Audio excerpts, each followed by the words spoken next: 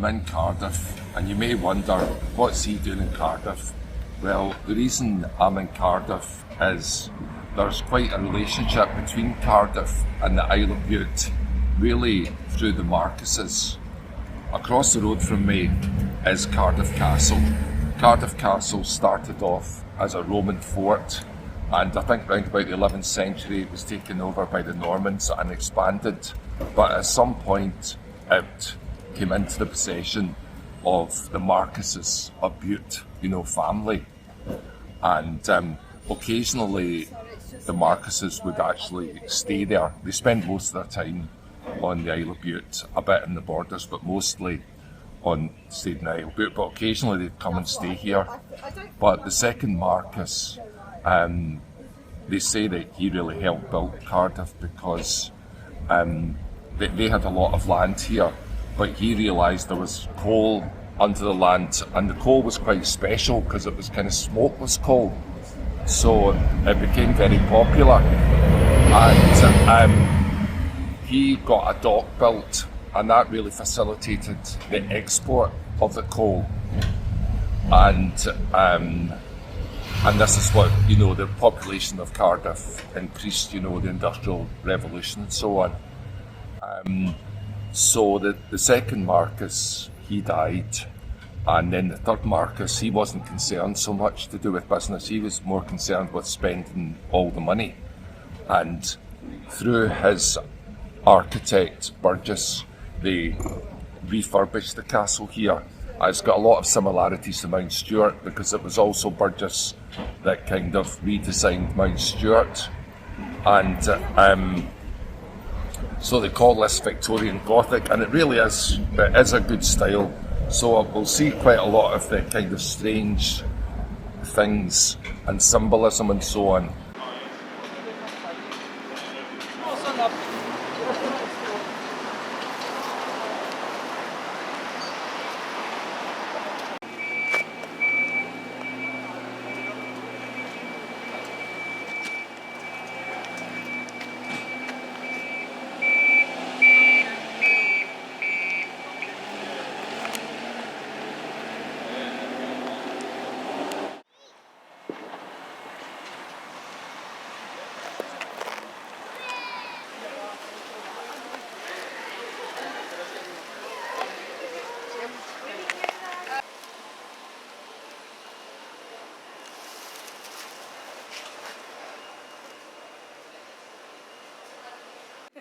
But luckily it's 2. You're like, sure, 14 then, that's perfect. Thanks, Dean. My wife's letting on 13. Or was I lucky? Bute is a little island off the west coast of Scotland, not far from Glasgow. It's only a 20-minute journey on the ferry, isn't it? Yeah. Beautiful. It's absolutely stunning. Now, how does it relate to this castle? Well, this man lived here 150 years ago. John Stuart. Now the Stuarts are famous Scottish royal family. Mary Queen of Scots was a Stuart. Robert the Bruce, same bloodline. He was King of Scotland in 1306, 700 years ago. Same bloodline as this man here, John Stuart, the third Marquess. I'll call him John number 3, because his father was also John, and his grandfather. John number 1 and 2. This is John number 3. He's responsible for decorating this house this way. Have a look at this, is real gold. It's 22 carat gold leaf. It was put there by John because at the time he was one of the richest men in the world. And where did he get all his money from? The Welsh coal. His family came down before him. They invested their money in the Welsh coal industry. It made a fortune. By the time the money got to John number 3, he was known as one of the richest men in the world, and he refurbished this house. Now this is what I'm going to show you in the next 45 minutes. We'll go through the house on this level.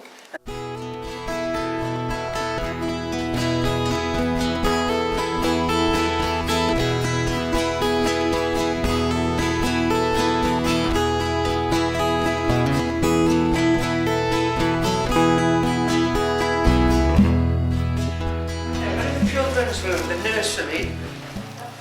Now, 4 little children were educated in this room. Now they're in this picture. As you can see, we're going back 150 years. Victorian times. Now the eldest child in the middle, a girl called Margaret. Now the eldest boy is over here. Now he's John. He's John number 4.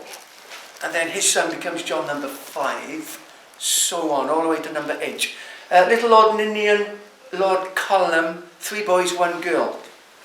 Now they had their lessons in this room. They were so wealthy they didn't send the children to school. They had their lessons here. They became very, very clever. Now John number 3, because he didn't work, so wealthy, what did he do?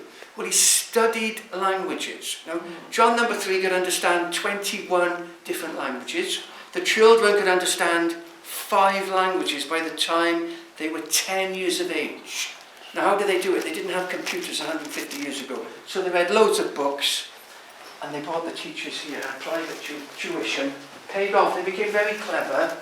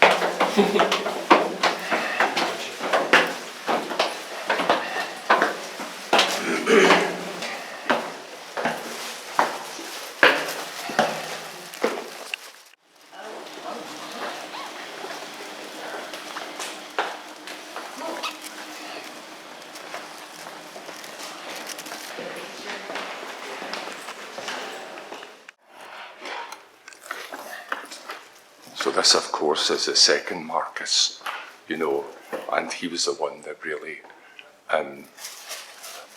they say he built Cardiff, and then we move along to the third Marcus. He was the one who spent all the money, but he's the one that got Mount Stuart, designed. We can see the other Marcuses here.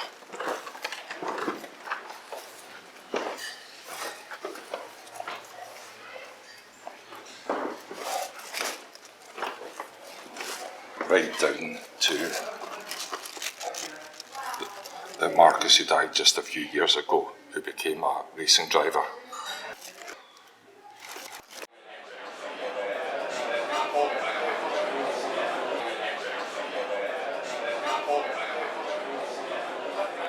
So I'm in the local Wetherspoons. I had a great day yesterday going round the castle, and the guide, he was quite pleased. Somebody from Bute was there, because they talk about the Bute influence all the time. But even in the local Wetherspoons, Prince of Wales or something, we can see a reference to the second Marcus.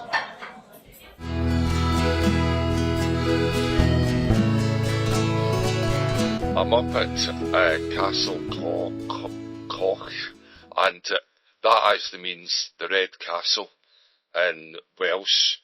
And this was originally a medieval castle, but it had gone into, real ruin, and it became part of the Bute estate down here in Wales. And then, just like what happened in Cardiff Castle, the third Marcus commissioned Burgess to kind of redesign the castle, and the castle was, in a lot of ways, rebuilt. They added those sort of conical roofs and so on. And from what I understand, but I've still to go in, but the style is really quite similar inside to Mount Stuart and Cardiff Castle that I've already seen, but I'm looking forward to seeing it.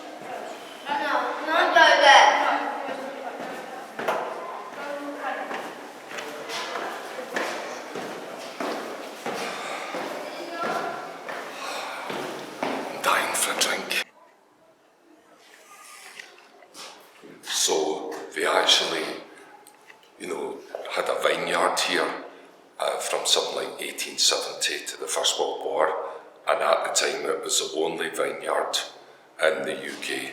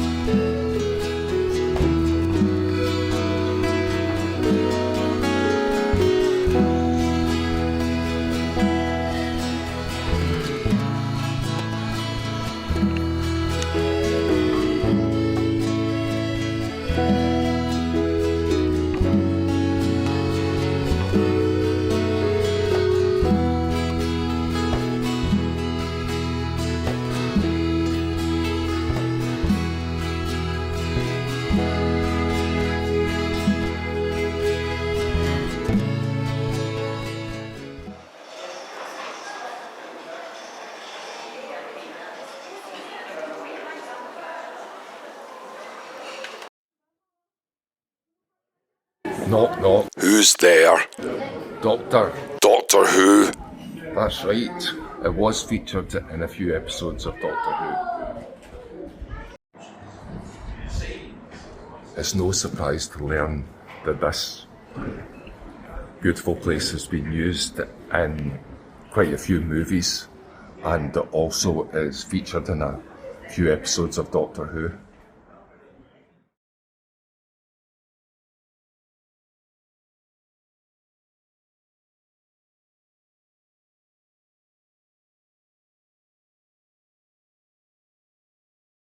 So, as far as I understand, I'm standing in the old Bute town, and I think this became known as Tiger Bay, which is quite a famous area. So, for example, Shirley Bassey was born in Tiger Bay, and then behind me is the Pierhead building, which was built in 1897, and it was the third Marquess, again working with Burgess, that designed this building, just like the other two main buildings that we've seen.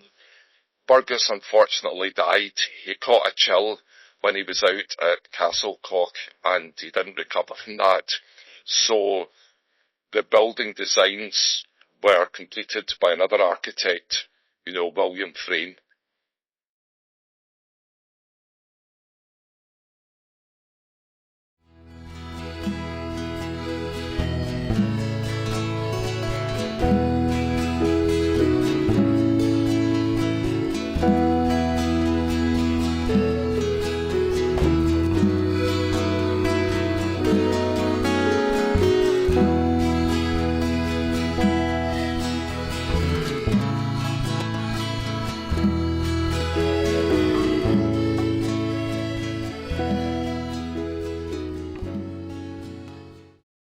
When I used to work the clubs down there in Wales, I used to say, let's go and have a look at Tiger Bay, and it had gone.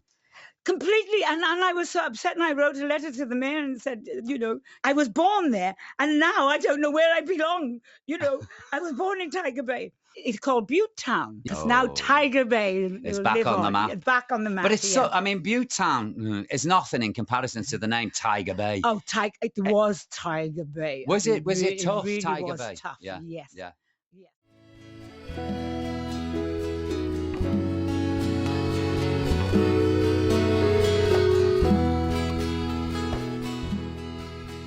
So here we can see the statue of the second Marquess of Bute. In some ways, he's considered actually the father of Cardiff.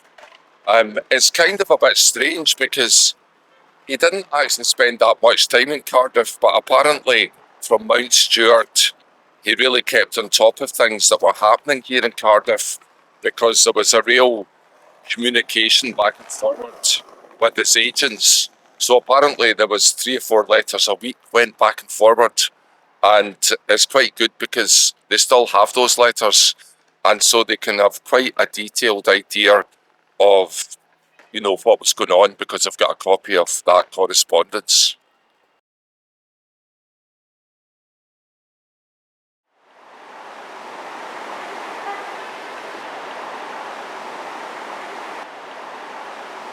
So here is yet another statue to another Marquess of Bute. But this Marquess, he's the one that was most concerned with spending money, but I think he was quite a cool character.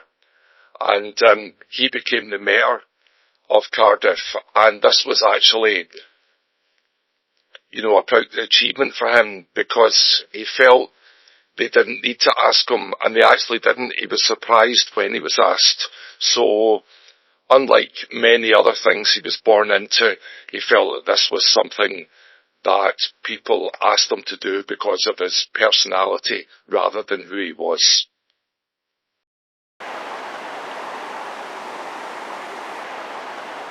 I'm at Ninian Park, and in 1910, this is where the football stadium at Ninian Park was built, you know, for Cardiff City Football Club. If we look round here, we can see where this is the Cardiff City Stadium. I've built across the road. So this, I think, is just over 10 years old. So they demolished this old one, and then there's modern houses here. But this is where the football park originally was. And it was called Ninian's Park because Ninian was one of the sons of the Marquess at the time, and the football club were a bit short of money, so Ninian went a guarantor. If there was any problem with the finance, he went a guarantor. So because of that, they called it Ninian's Park. A link, it's a bit tenuous link, between Cardiff City Football Club and West of Scotland generally, is Cardiff City Football Club. They won the FA Cup in 1927, so they're the only English team to win the FA Cup. But Queen's Park from Glasgow, and Rossi's often thought of as Glasgow by the Sea. Queen's Park, twice I think, towards the end of the 19th century, they got to the final of the FA Cup, so they nearly won the FA Cup, so they would have been another non-English team to win the FA Cup.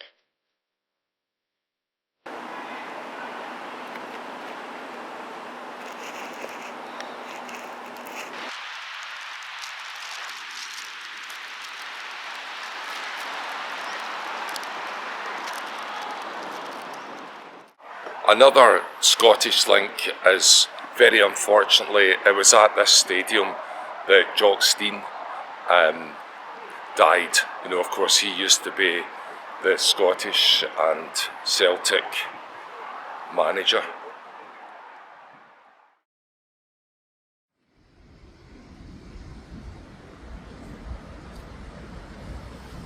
And there certainly is a lot of statues to different members of the Marquess's family. This is Ninian, who earlier on we were at the football park, so this is the Ninian, I think he was the second son of the third Marquess, and who put up the money, or kind of went guarantor for Ninian Park. He also became an MP, you know, in Cardiff, and he went to war, and he died in the First World War. He was leading a battalion of men. For the record, I'm no fan of landed gentry, just so people know. But it is great to see the kind of Scottish connection, and I hope it's all positive. I think it mostly was positive.